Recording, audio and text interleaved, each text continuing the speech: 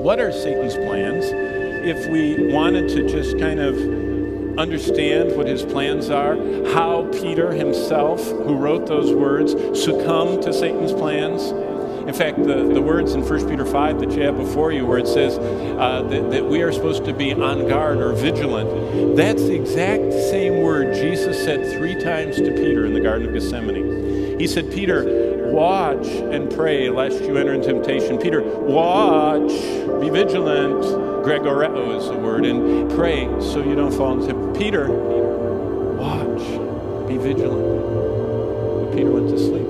He underestimated his own strength and the devil's strength. And so just as Jesus warned Peter 3 times to be vigilant, Peter failed 3 times and denied Christ 3 times. See, when we're not aware of Satan's tactics, his strategies, his methods, and when we are not conscious when he has come into the situation. For example, James put it this way. He said, when we're operating with God, the wisdom is from above. The wisdom that God pours out on us is pure and peaceable and gentle and easily entreated and full of mercy, without hypocrisy.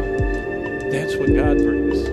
But he continues to say, what is from beneath, what is earthly and sensual and demonic is envy and strife and selfish ambition and confusion. Whenever things in the church get striving, confusing, ambition is present, that's when the wisdom is not being heeded from above. It's where Satan has snared believers. So what is Satan's strategy? What is his playbook? How do we get devoured by him? Well, Satan wants to poison our thoughts and emotions. Then we'll see that anytime we get away from the purity of God's truth, Satan's at work. And what does he work on? He works on our minds. The battleground is the mind. Our mind is the conduit, the communications, the receptor to the spiritual world. It's our mind that processes words and turns them into spiritual truth that we interact into experiential knowledge of God. It's our mind that the devil wants to neutralize. And if he can neutralize our minds, dull them, fill them with doubt and with fears and with error, what we believe dictates how we behave. So if we believe right, we behave right. If we believe wrong, we behave incorrectly, ungodly, and wrong. Satan is the father of lies. He wants to snatch the word of God from us, so we think that sin is not so bad as God says it is. Remember, Jesus said that when the word of God is proclaimed, it's like seed being thrown out, but the devil comes right behind and snatches that word away. That happens all the time. It happens by people being distracted by everything, and they are looking and thinking about everything except the truth of God. And they wonder why that thought crossed their mind that just got them derailed. It is not anything less than Satan's desire to distract us from the conscious response to the Word of God. As the devil, he wants us to learn to laugh at sin on television or in the movies, to dull our consciences so it will no longer warn us of God's displeasure with sin.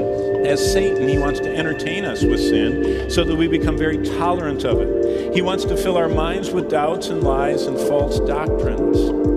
You see, when Satan begins to entertain us with sin, we doubt what God has said. I mean, that's just where we are in our culture right now in the world. We are being entertained by sin. And it is immorality that is the underlying theme of everything. And immorality is against God's standard. And so the more that we are comfortably entertained by immorality, the less we really believe that this God we've never seen, that's so far away we don't even know where he is, that he could be right about those very hard and very strong standards that his word places before us. As Satan, he wants to entertain us with sin so that we become very tolerant of it. He wants to cloud our minds with his doubts about God's goodness, lies about his faithfulness, false doctrines that debilitates our wills, that confuses our emotions, that corrupts our desires, and then draws the affection we're supposed to have for Christ away from him. And that's his desire, and that's his active pursuit.